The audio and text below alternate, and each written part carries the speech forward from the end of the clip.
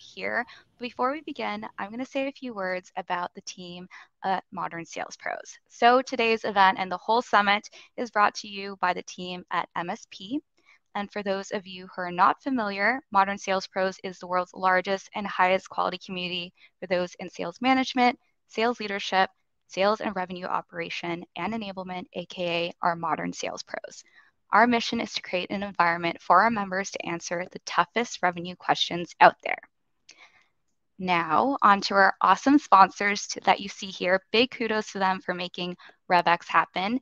You can check out all the links and all these companies that you see here on the sponsor tab located at the top of the screen. You'll see the stage, agenda, and sponsors, so definitely go ahead and check them out. Speaking of agenda, we had a jam-packed day today as well as yesterday if you missed it, and another day tomorrow. So be sure to check out our agenda of all the content, of all our speakers, and all of our events happening the rest of the day and tomorrow.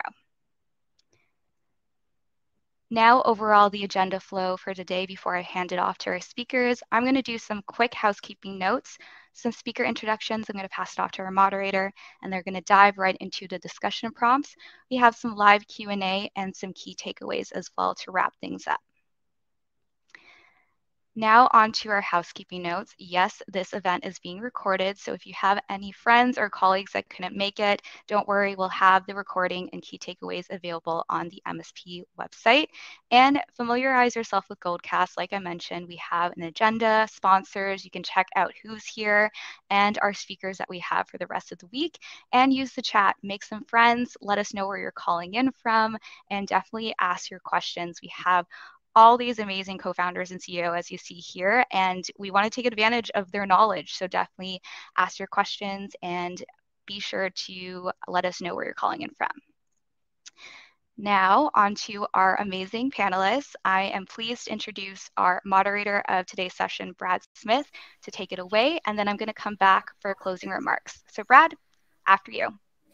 Fantastic. Angelica, thank you. And of course, for the entire MSP team that puts so much time, effort, and energy into putting on these great events. I enjoy them every time, and I just appreciate you letting me come out here and hang out with a couple of my friends and talk shop. I think that's the whole point of what we're going to be talking about, especially creating disruptive technology and how we got there, what we're doing now, and I think more importantly than that, where all of it's going. I think as you look through this entire group of folks who I'm close friends with and look up to be as far as great operators and great founders, it's going to be a great session. So all that to be said, again, want to say thank you to the entire MSP team, Angelica, Eduardo, Pete. Thank you so much for putting this on. We're excited to be here. So first and foremost, we'll go through a couple of rounds of introductions. I'll kick things off. I'll pass it over to Alex, then Jason Grubb, then Jason Dorfman, and then Andrew will bring us home. And then we'll really jump into the meat of the conversation. But first and foremost, again, I'm Brad Smith, co-founder and CEO of Sonar Software, as well as Wizards of Ops, which is an operations community that's a little over 5,000 members now. So for all the ops folks in here, anyone interested in joining Wiz Ops, let me know. Love to have you in.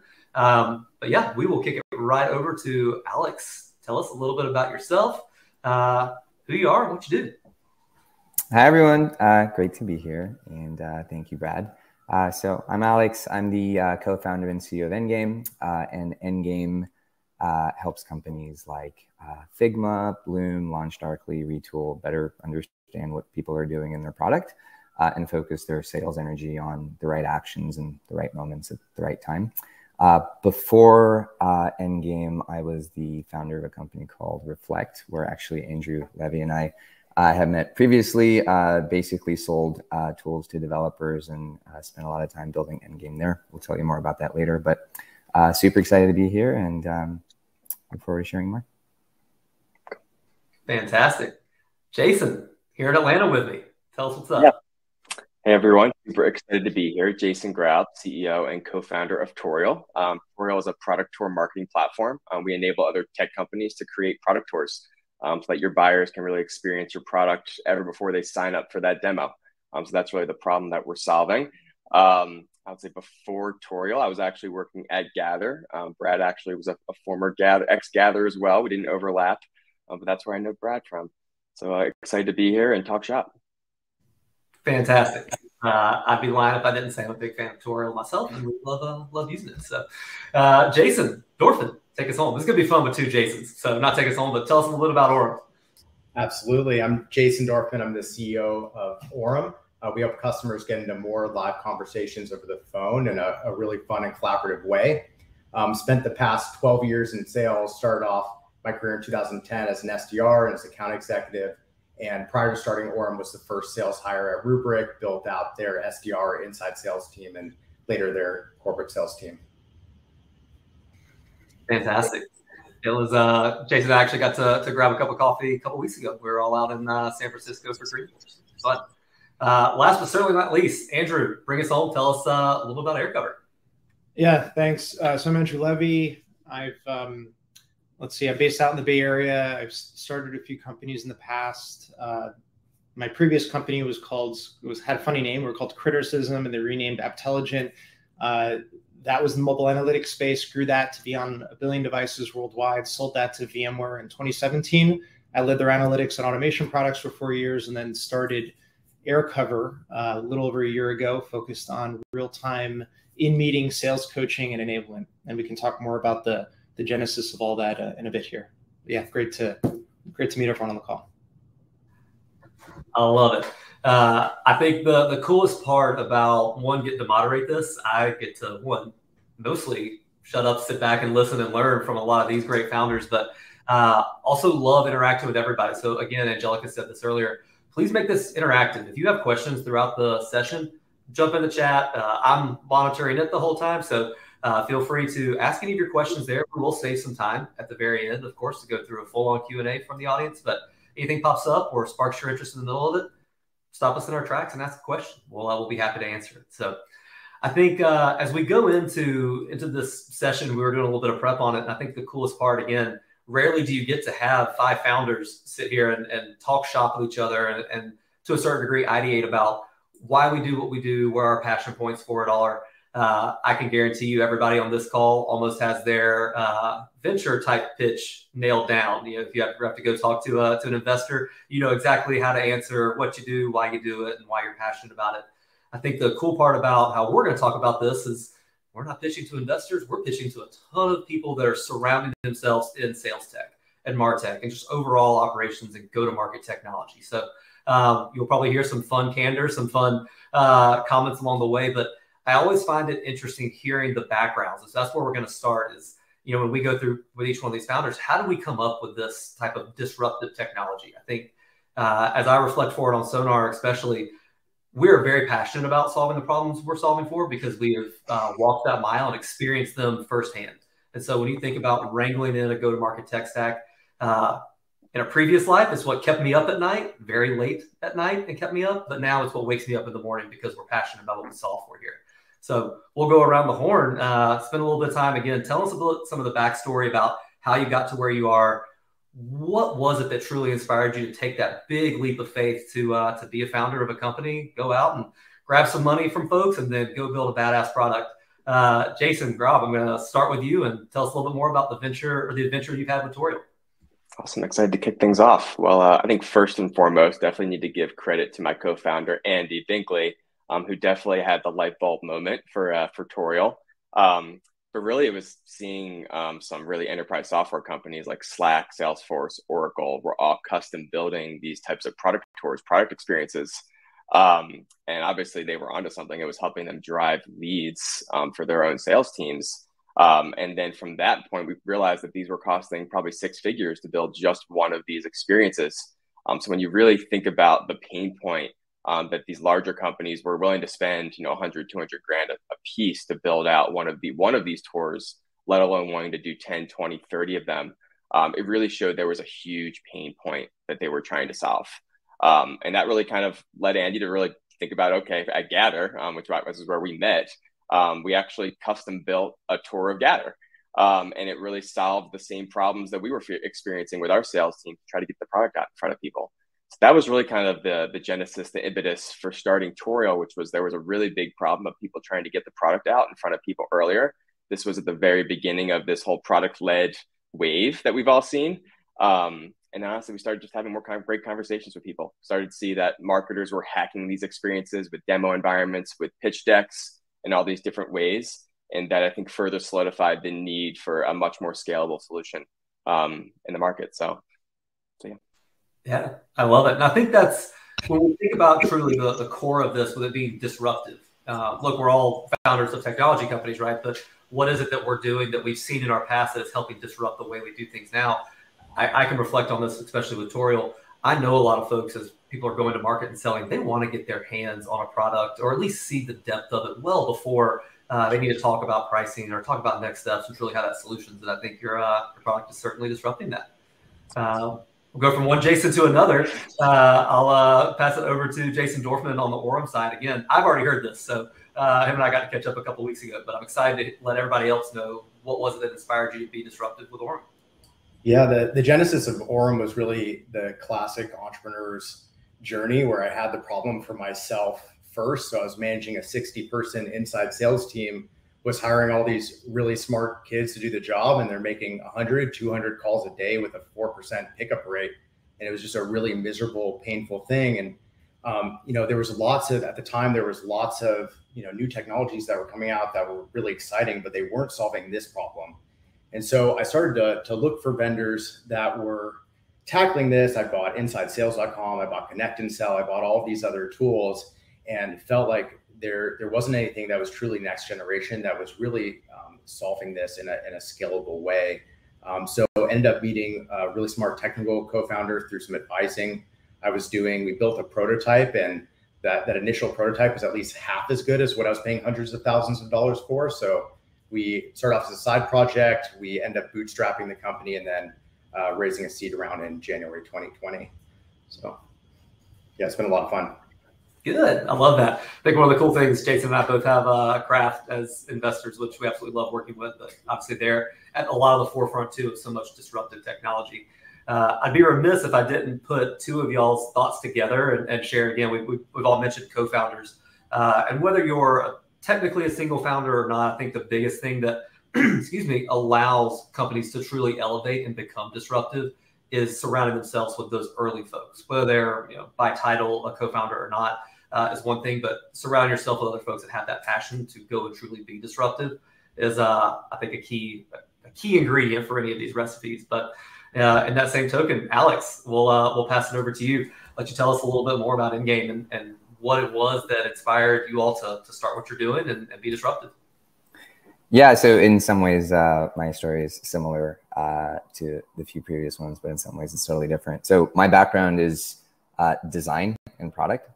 So I got into sales tech sort of in a weird, I guess I would say, way. Started working at a company. I was the first employee at a company called Cloudability, and we were building a bottom-up motion where people would sign up and use the product, and then we would try to figure out how to sell to them. Then I went and started a company called Reflect, selling to developers. Thought it would be really, really easy to just build a product that doesn't suck, that people can use on their own, and we wouldn't have to talk to anyone.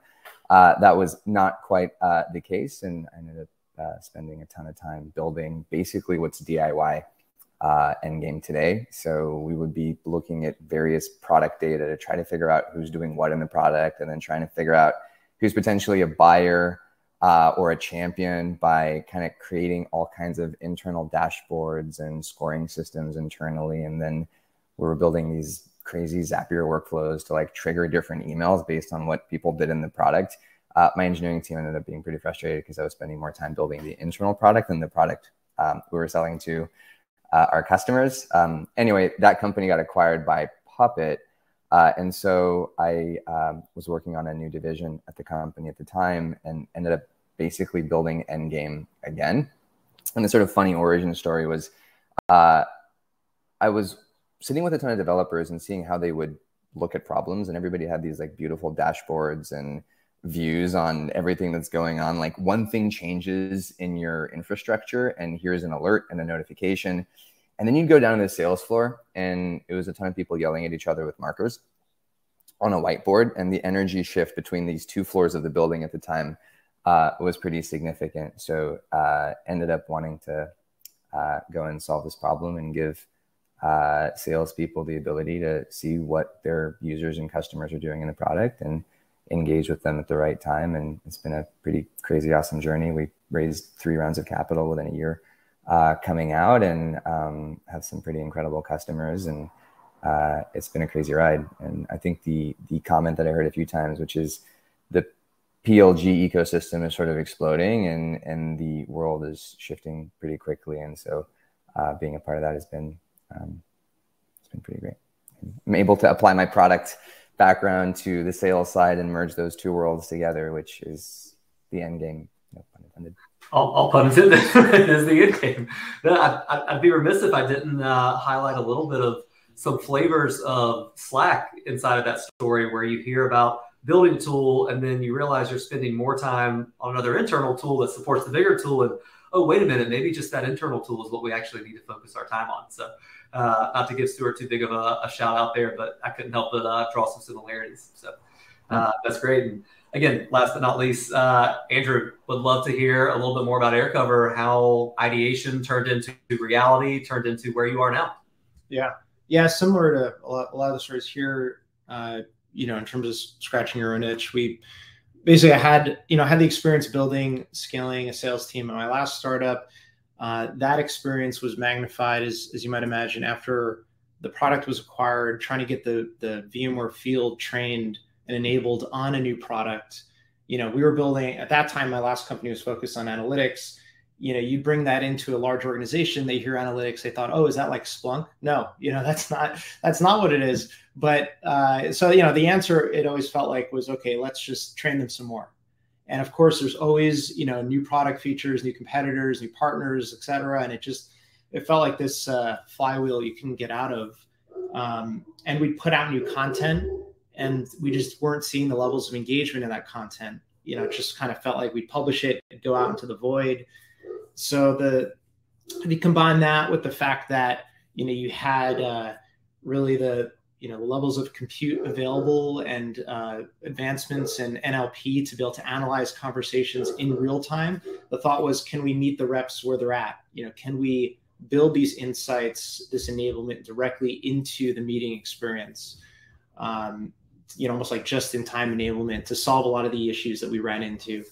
And then I had the fortunate experience of working with my brother at my last startup. He was on the sales go-to-market side. I came from more the product side. So we teamed up to start AirCover along with a third co-founder who we also worked with at a previous company. So we got the team back together and started on this journey June of last year. I love it. And I think that's one of the cool things I'll just sort of distill down. If I can't, I always try to make similarities, or at least what this constant is. You go around this room, and we're going to talk a little bit more about the journey we've been on, especially as it relates to the current economic climate and everything else that we're battling. But I'd be remiss if I didn't just understand better and just kind of call it out for everybody.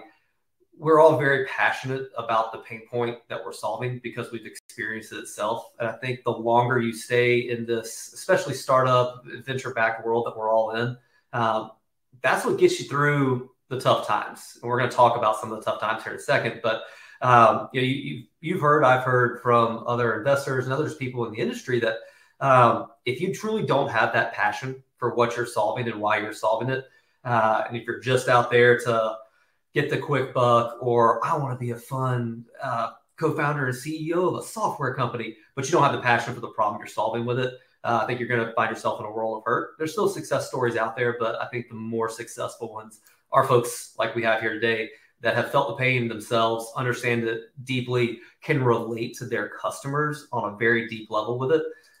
That is, in my opinion, what really helps shine for a lot of the companies that we see growing the way they are. So we're going to take a little bit of a spin down a tougher question. And I think it's the question that is candidly on everybody's mind, especially folks right now that are in the sales ecosystem or sales part of their company. Man, sales is tough. Sales is tough on a great day. Sun's shining, 70 degrees, we're beautiful. It's also really, really tough in a different climate when it's pouring down rain, it's freezing, and you still have to persevere through it. Weather jokes aside, we are in a different climate right now when it comes to what is going on in this macro economy, right? We all have our own sets of challenges. We all sell to different personas as well, so there's not a uniformity there what we're solving and how it relates totally to the macro market. But I will like to ask everybody, and we'll start with Andrew. Things have changed time over time. So certainly tell us, the longevity of where your company is now, but also tides are shifting. The economic climate is a little different than it was, I know, when I started Sonar versus probably when both Jason started, Alex, you started, and Andrew, you started your companies. We'll start with Andrew. What has that shift done for your company, and how are you approaching it since the early days of founding it? Yeah, it's a great question. We started June of last year. So we had, maybe about 6 months of good times, but we were still investing in building out the product anyway, before the economy started to shift a bit. And, I think it forced some good discipline. People talk about iterating on product market fit, of course. I think part of that is also iterating around, what are the key messages, the key ways that we're positioning the product, what's the ROI. And all of these things were there from the beginning, but we've decided to put more emphasis in some of the areas that are more top of mind for teams in this environment, like how do I get more out of our existing resources? I'm being asked to do more with less. So how does that translate? How can we really help our customers achieve that? Can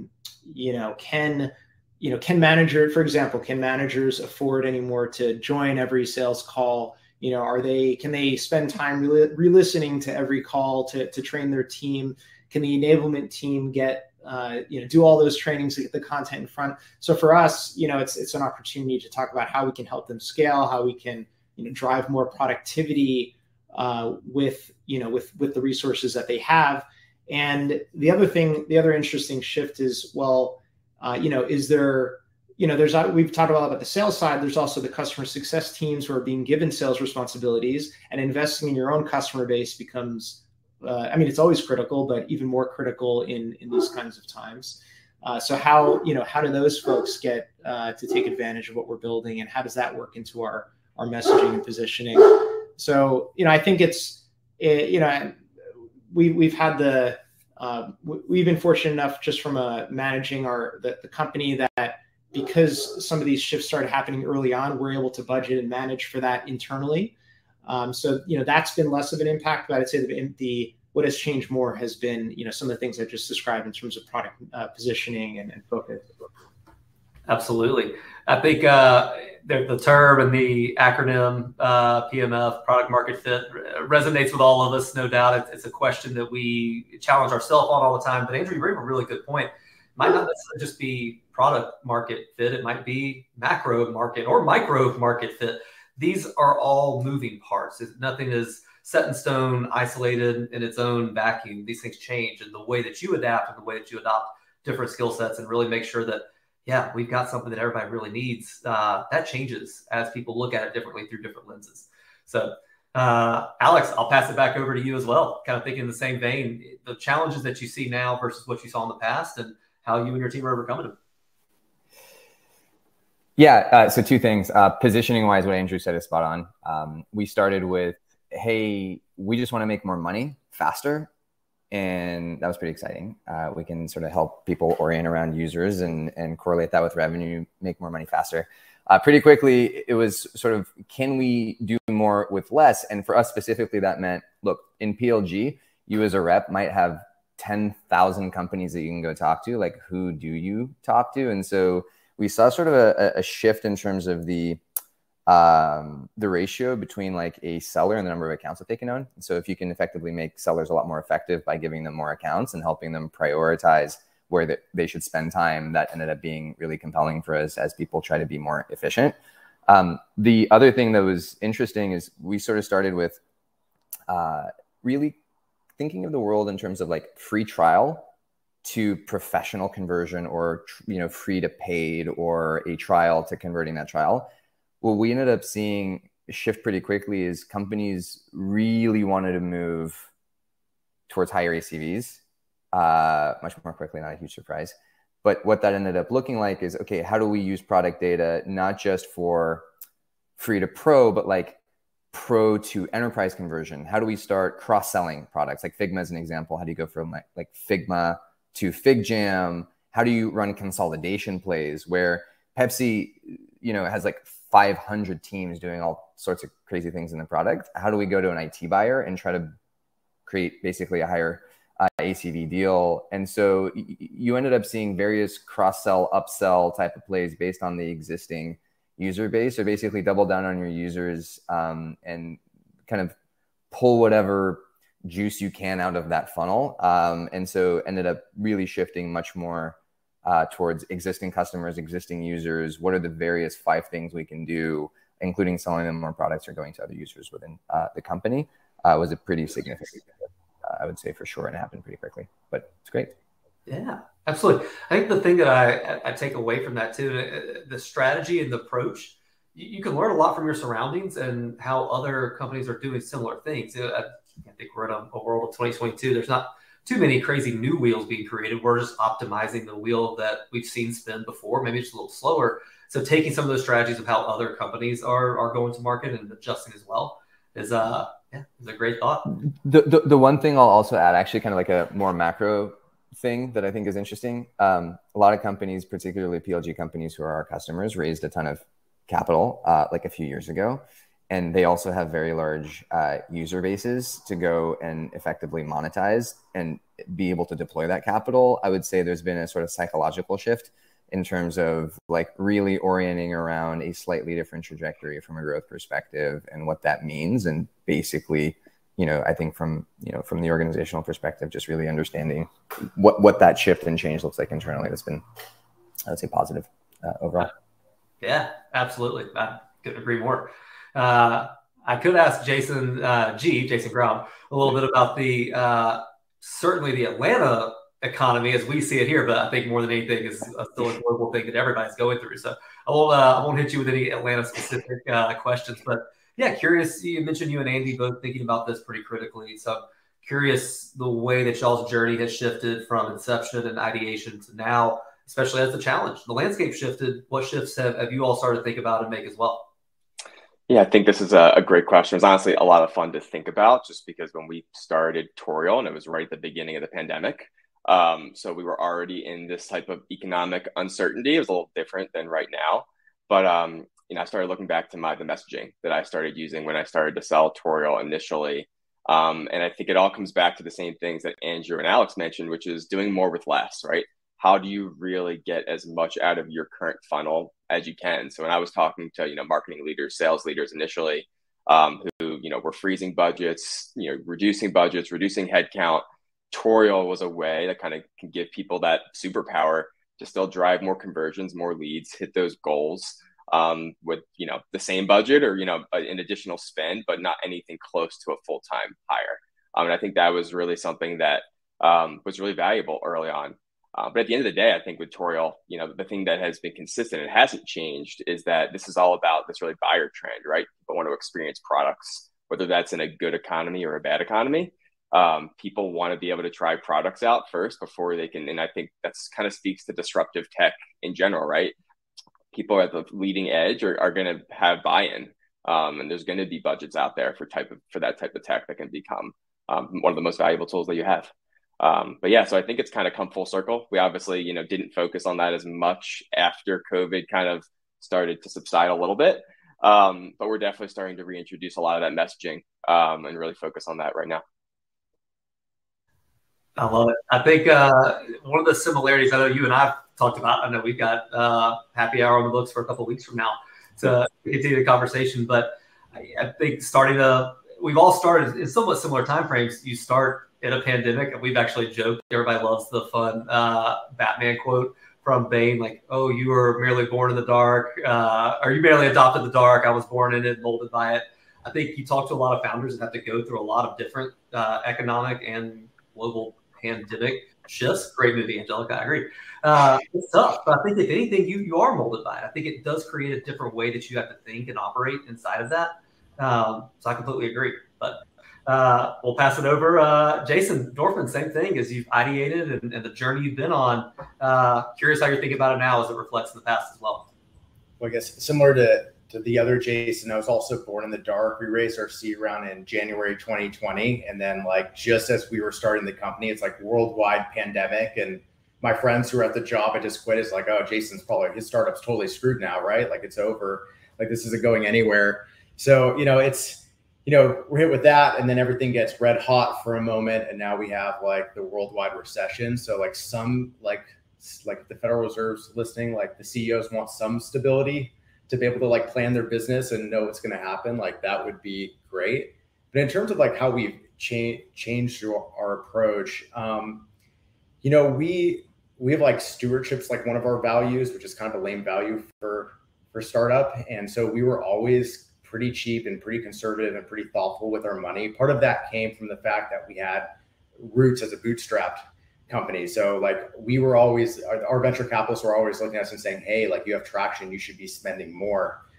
So just as we started to build up that muscle, everything pulled back. And then all of a sudden the cool thing was to, be a little bit more conservative and be thoughtful with your money. I think that's always a tough decision. Like, we're not the kind of company that buys, Patagonia jackets for all of our employees, and we're fully remote, and we don't waste our money on silly things. But I think at the same time, you can't save yourself to success. Like the market is ultimately going to reward growth. And like we're still investing in that. And we've been in a lucky situation where we haven't had to lay anyone off. We haven't had to freeze hiring. We're continuing to grow through this. But I think what everyone's mentioning here on the sales practices side, one of the things I brought in from Rubrik that we do at Orem is every deal past POC, the rep has to build a total cost of ownership analysis and a champion deck in every single deal, even if the customer doesn't ask for it. And during the good times, that sounds silly because people are like, hey, I have budget, let me just buy this thing. Why do I have to waste time doing this? But in this environment, you don't want your champion going and asking for budget for something if they don't have the financial preparation to say that if we buy Orem or we buy whatever tool, this is actually going to save us money. This is going to help accelerate the organization. And this is not just a nice to have where they're going to be shot down. So we built up some of that muscle during the good times, which is now paid off now because you're not getting a deal without a TCO. You're not getting a deal without being able to show that CFO that this is something that's actually making the company more efficient. So yeah, pass it back to Brad. Yeah, I agree. I was shuffling to find my mute button. I agree. I think if anything, we've especially learned too, and kind of said the same thing. I think we're all in the same boat. Raising rounds of capital at a very unique and funky time is a challenge, but also presents a great opportunity because you really get to start operating in a mindset that, hey, every dollar counts. We need to be frugal. We need to understand that if we're not spending this dollar to make money, we should scrutinize it even further. Like, what is our true ROI? And I think now, as we think about a sales perspective of it, and we're all still heavily involved in all of our sales cycles in one way or another, those questions are coming up more and more and more. What is our ROI? How do we calculate it? The one thing that I would say, and I'm sure everybody here that represents a software company would say the same, put your vendors to the test. If you're trying to purchase something, let them help you put that ROI statement together. They should absolutely be doing that. If they can't, probably a bigger problem. Have a different conversation. But everybody at this point, as you're especially building some sort of disruptive technology, stop telling people that. I just need your credit card number. Actually, I don't need to give you any ROI. If you can just type that into the chat, that'd be great. No, I think the one thing that I'll take away from that, and then we'll get to the next question, which I am really excited to hear some of these answers. The one thing that I remember, and I heard this from one of our investors very early on, when you hear one of your prospects challenge you back, especially in a market like this, the last thing you want to do is challenge them any harder or challenge their way of thinking. If they already have a mindset like, man, I want to buy this software, but I can't do it because of X. Don't look at X and try to challenge and fight that battle. Look at X as something that's endearing and try to go and find out how they actually think about X. So if they're saying, man, I can't buy this right now because of this one reason, like, great, let's talk about that reason, because I can align ROI and value back to that reason very easily. So give them the opportunity to have that dialogue. So I think Jason Dorfman, you had mentioned this, and so I think this will be the fun part to start off on it as well. How do we become so critical in that must-have? When we were kind of framing this together, it was like, how do we make this something that everybody has to have? Hey, I've got a massive headache. I need that Advil that you have to prescribe to me. Much different than sometimes the vitamins that you want to sell. Like, oh, this will make you a little bit better, make you a little stronger. No, I've got a massive pain point. How do I get your solution in my hands? Curious how you're starting to think about that from a disruptive perspective, aligned with the market perspective. How are you vocalizing the Advil that you're going to market with? Yeah, I think we've heard this as kind of the vitamin versus painkiller debate. And it's an interesting question. It's like the difference between a lifestyle business and a tech business is like a lifestyle business is like we have a coffee shop, like that everyone wants coffee and there's demand there. The problem is scaling it. Tech companies have the opposite problem. They have something that you can scale in an unlimited way, but like who knows if it actually solves pain or if someone, if they really need to trade money to get this thing. So some of that has to do with like the founding concept of your company. And do you have technology that's searching for a problem, or do you have a real problem that is solving a problem for people who have money to spend on it? So I think it's as simple as that. Being in sales tech, sales is and this is probably the reason why first big SaaS company is Salesforce is people are willing to spend money to increase their sales. So we're better than probably some other sectors across the stack. But I think there's a separate issue, which is you have a champion or someone you talk to in an enterprise organization that really gets excited about your product, but how do you give them the tools to actually communicate that internally to the people that are going to help them release the budget? So it's not enough just to have a product that solves a pain point. It's about how does your sales process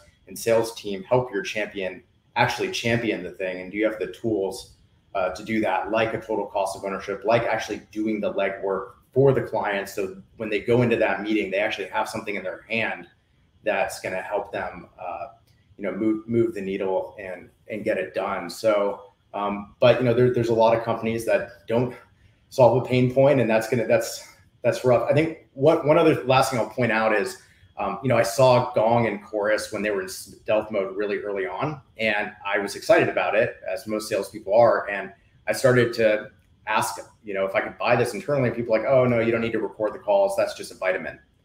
So, years later, now the CEO is looking at you and going, how come you don't have a library of all of the calls recorded? So I think that there are certain companies where over time you can start to build the brand equity, slowly but surely, where you start to become a must-have as like the market awakens to the value. So that might give some people some hope that aren't getting that feedback initially. Yeah, I love that. We actually just had one question come through, and Jason, I think you are right on topic with it, so I'll pass it to you. When you're presenting that TCO, what medium are you presenting in? Are you doing it with slides? Are you doing it with case studies, ROI calculators? How are you doing that? Yeah, so there's two documents post POC that they have to have. One is the total cost of ownership analysis, which is a spreadsheet of your solution against the incumbent competitor or do nothing. And that's the language of the economic buyer. It's in spreadsheet form. This is how much money we're going to make or lose over this time period by buying this technology. A champion deck answers why Orem, why now, why anything. And that's more of the qualitative case that has your trial results baked into it. So it's basically a slide deck and an Excel document. And even though we're building a lot of that for our champion, we're doing it collaboratively. And this is not like an Orem deck. This is a deck that's branded to the company you're selling to. This is so the person who you got excited about the product doesn't look bad when they go and ask to buy this thing. They're busy, they have other things to do, and it's a sales rep's job to help build those materials, because not every buyer knows how to get things done in their within their own organization. Yeah, and a lot of times they don't. I think that's one of the other unique things. As we all sell to different personas, one of the things we always have to take into account is how long have they been at that company? There's plenty of times that they start at a new job and like, oh my God, I need this thing right now. Yes, I've got the pain. Yes, it's terrible for me, but I've got no clue about our procurement process or anything like that. So navigating those waters is just as important, but you can't do that until you understand your customer the right way. So I completely agree. Alex, we'll pass it over to you as well. Thinking of vitamin and Advil, painkiller versus vitamin approach, how are you all differentiating that conversation when you go to market? How about Vicodin? It's stronger than Advil. Works better. Vicodin, sure. Jason's answer was terrific, so I'm going to keep mine shorter, correlating to revenue as quickly as possible, particularly when somebody has a number on their back, and being able to basically show that through line. A lot of the materials that Jason called out are terrific. I think it's really clearly explaining how exactly people can get value in a very short amount of time and how that moves the needle. There's basically 3 ways, just to be super basic about it. You can help people save time, you can help people save money, and you can help people make money. Helping people make money usually works better than the others. And so the faster the path to that, the better. I completely agree. I think the one thing I'll add to that is, or you're already thinking about it, but just kind of give some of the color too. Finding out who your user is obviously is one thing you're always going to do. You're going to see who's going to be using your product and your service, but finding out who they report into and in different parts of that business is also just massively important, because the problem might be solving something that's not necessarily revenue generated, but it might be solving a problem for somebody who is massively focused on generating revenue for the business. And so understanding, again, tale as old as time, not just your user, but also your buyer and what makes both of them tick. That is just, again, massively important. So couldn't agree more. Andrew, we'll pass it over to you as well for you all at AirCover. How are you thinking about, again, differentiation between must-have versus nice-to-have and everything in between? Yeah. I mean, what Jason, Alex said was spot on. I guess a few things to add. I think I mentioned earlier around, helping teams in this environment scale or deal with changing market conditions. I think people tend to become used to the status quo, and obviously things have changed rapidly over the past year, 2 years, 3 years. I'll give you one example related to some of the things I was talking about. There'd be periodic in-person trainings quite often for sales teams, right? Well, now obviously we're in an environment where you have highly remote, disparate inside sales teams that with a lot of turnover, a lot of movement between companies, right? So how does that model translate? And so that's kind of an easy answer for what has changed that has made this maybe 5 years ago a nice to have, but now it's critical that we get this done because it's just a different world.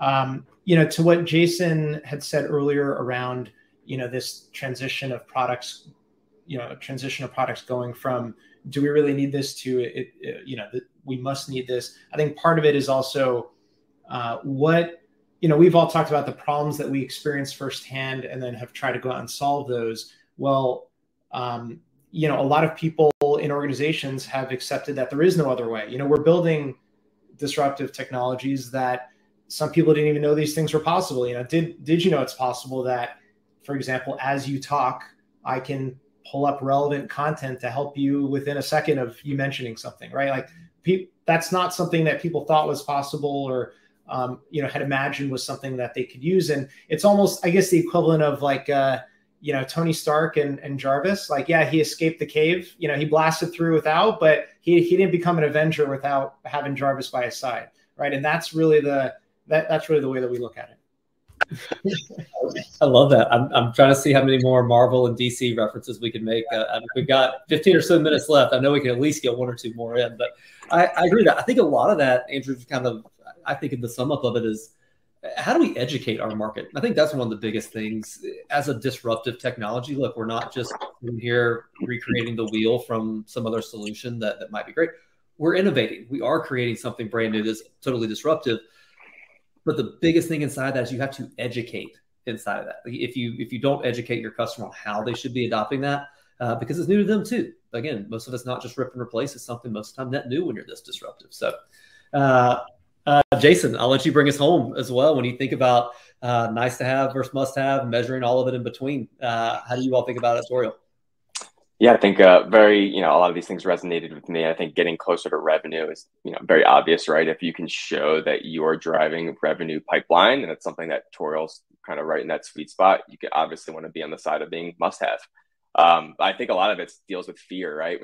How do you become a must have as a disruptive technology? There's always that fear of change. Like I think, for example, we see a lot of the fear of like ungating a lot of their product content. People don't want to show their product content on their websites before someone gets to a demo, and that's rapidly shifting. And in the last 2 or 3 years, we've already seen, I would say, the sentiment in the market about the willingness to do that has really shifted.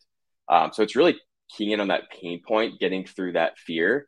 And honestly, I think having a lot of great conversations with the right personas and with your buyers. I think the more times you're actually talking and getting through the wants, you're not talking about features, you're not talking about the wants, and you kind of go 2-3 layers deeper to really think about what are the things that are going to solve that specific problem. A lot of times they'll say to you, not the actual problem that they're feeling, it's kind of on the surface level.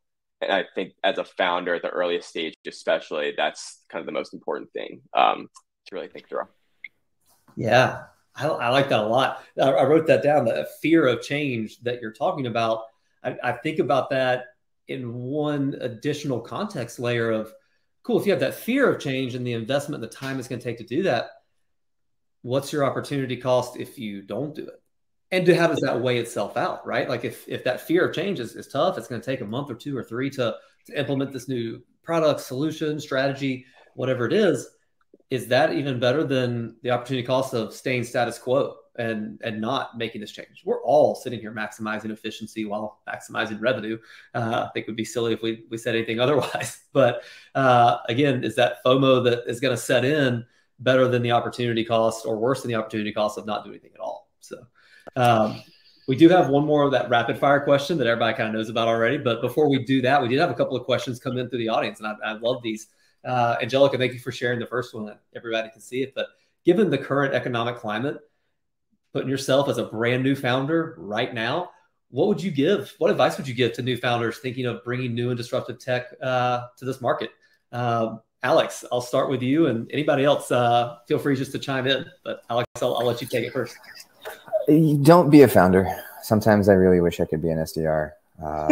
And as most of what I do anyway, it's just less stressful. Look, the upside is when things are a little bit rocky, there's nowhere to go but up. So I guess I would say stay very, very focused, very, very narrow.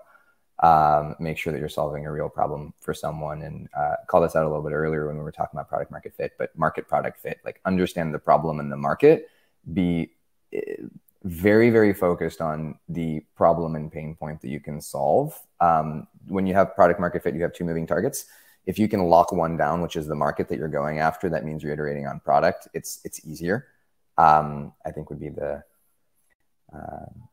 first thing I would say, and then just whatever mental health or psychological wellness means to you, spend time and energy on that.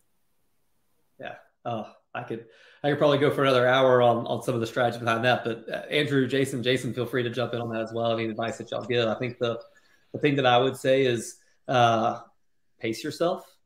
And it sounds a little corny, but we were all, the minute that we all hit go on our incorporation docs, like the timer started, like we've got to go build something and build something quick and growth. And there's a reason why we're all here in this disruptive conversation, but we all get really excited. But if you're not pacing yourself the right way, prioritizing yourself, your family, your health, your own mental stamina, you will find yourself in a much harder spot. So if you're not able to show up every day being yourself and being your best self, it's only going to get harder. It's not going to get easier. So you got to prioritize that. But yeah, Jason, Andrew. Yeah, and I'd say there's amazing tools out there to really prototype, mock up, validate, get social proof ahead of making that leap. So it is something that you could potentially do nights and weekends. I mean, there's people are kind of split on that, whether you should just go all in immediately or not. But I'd say there's plenty of opportunity out there to still explore, doing your own thing, but maybe not, put at risk, whether it's, family, budget, whatever other concerns you may have in this type of environment. With that said, the other argument is there's no better time with the amount of talent that's available to go out and start something when there is a downturn. Yeah, I think completely agree. And I think some of the biggest startups, software companies you see out there started during recessions. I don't think you should be afraid of it. I actually think it's a great time. I think personally for us, especially because everyone was kind of shut up in their house at the time that we were starting Toriel, it was about having a lot of really meaningful conversations with people when they were kind of at their most vulnerable almost. And that allowed us to really understand who our ICP was, who are we targeting, what's the real problem we're solving. So I think having a lot of conversations and really kind of reading between the lines of those conversations is probably the biggest advice that I would give. Yeah, I agree. Jason, anything to add? I was going to ask something similar to Jason. It's like you look at Google, Airbnb, Uber. I mean, all these companies started in the depths of recessions and bad economic climate, and that means that you at least when the market does come back, like you're well positioned to take advantage of that and scale. And it also cuts away a lot of the fluff because you're not going to survive or start something up unless it really is solving a problem. So the market's really just being more honest with you. But yeah, you shouldn't start a startup. One of the variables shouldn't be what's the current economic climate. Is it a good time to start this thing? Like it's, the Fed could lower interest rates tomorrow, and then the whole basis in which you started it won't make sense anymore. So I wouldn't, if you're like trying to predict the markets, like be a day trader, I guess. That's what David Sachs told me if I asked him if it was a good time to raise last year.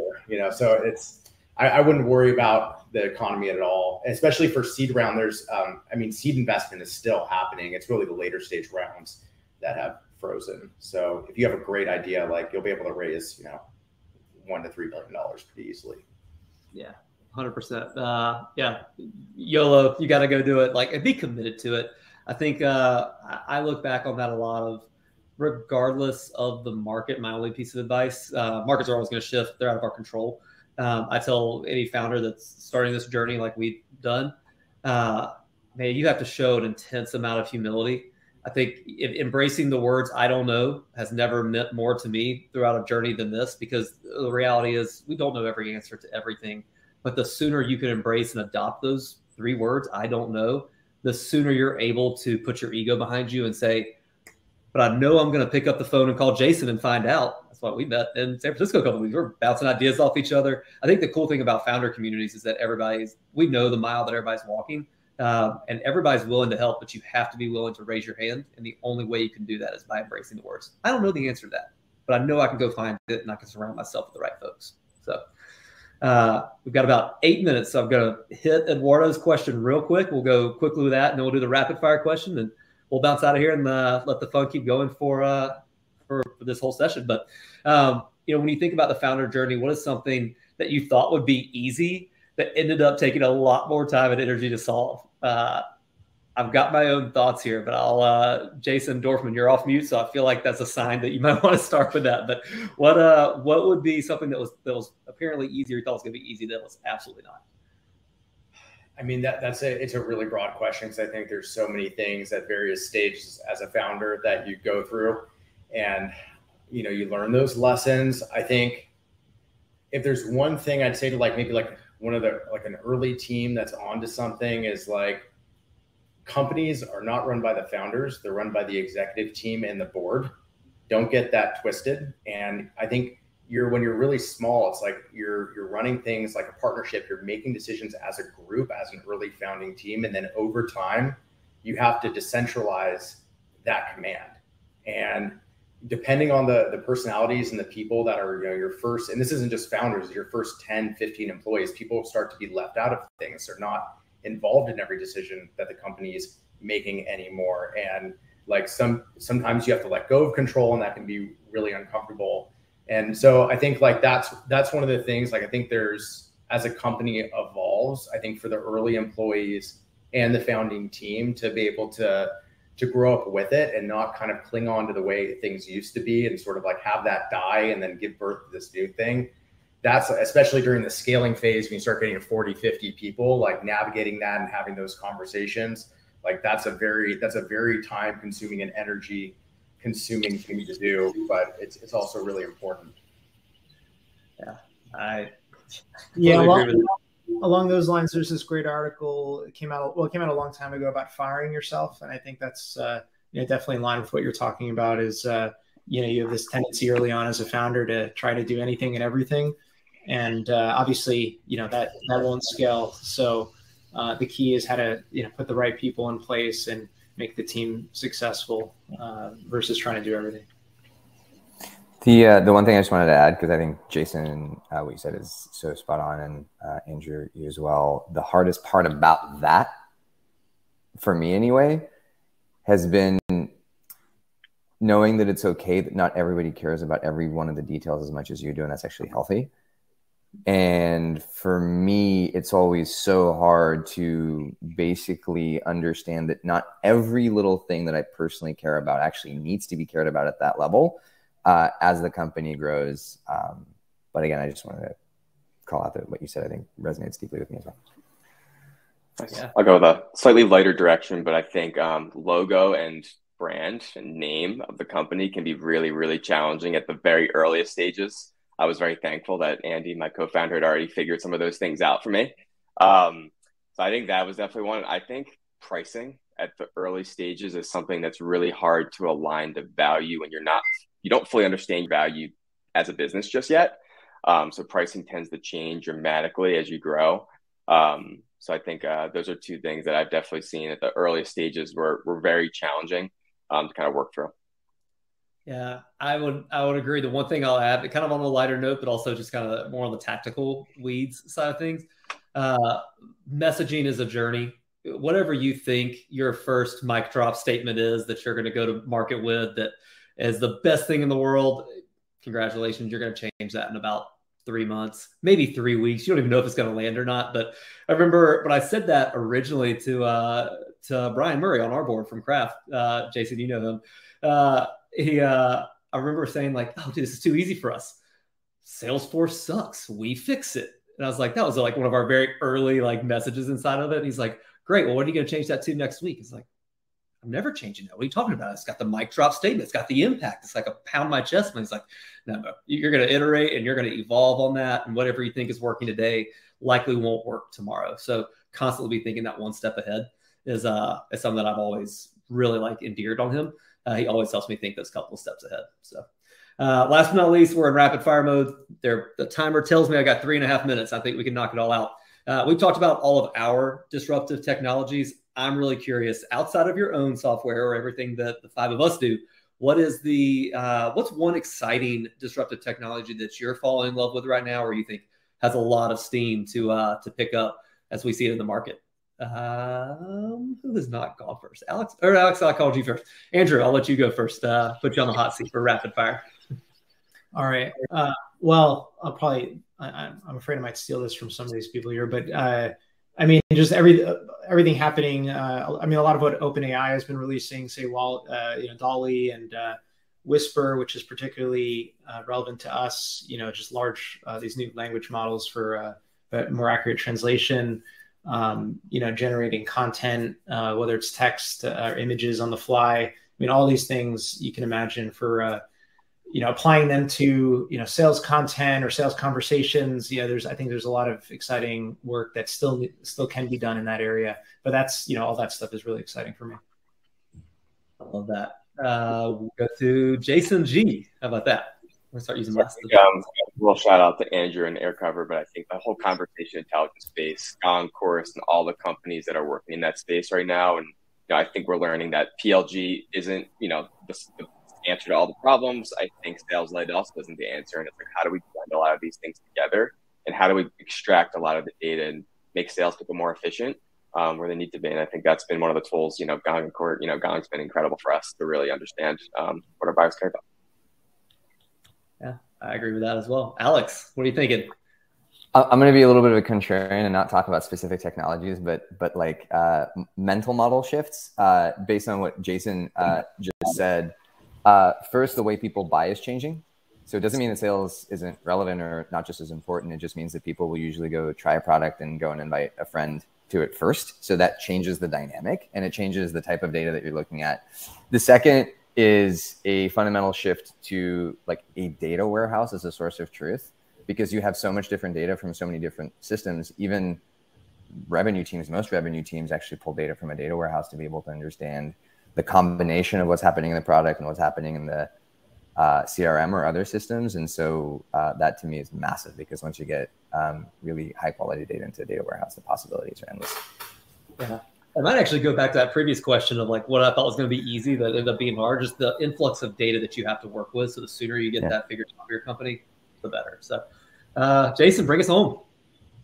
I've two. I guess my big crazy one is I saw an entrepreneur do a presentation on Fusion recently, and like we should probably all just like quit our jobs and like help them figure that out, because that will change everything. And then my shameless plug is for a friend's company, Augment.market, and they're like a Robinhood for private equity. So think about, you can go and buy like a random, crypto token and lose all your money, but you can't invest in a startup unless you're an accredited investor. And they're bringing like that Robinhood like experience to investing in startups. So really excited about them. I love it. My 2-cent plug that I'm actually enjoying, Cabal, CADAL, getcabal.com. For founders especially, orchestrating a better communication style with your investors and advisors, amazing. But Angelica, I almost got cut off, but I'm going to turn it back over to you. Yes, no worries. Hi, folks. I'm back to wrap things up. I just want to say thank you, everyone, for attending, and thank you, Brad, for moderating. Thank you, Alex, Andrew, Jason Squared, for your participation and insights and advice today. I'm actually going to drop all their companies that they co-founded in our CEO, so be sure to check them out. They're doing incredible things, and you just want to definitely check them out. I'm here to announce the next session that's happening right this instant, so definitely head over there. Mission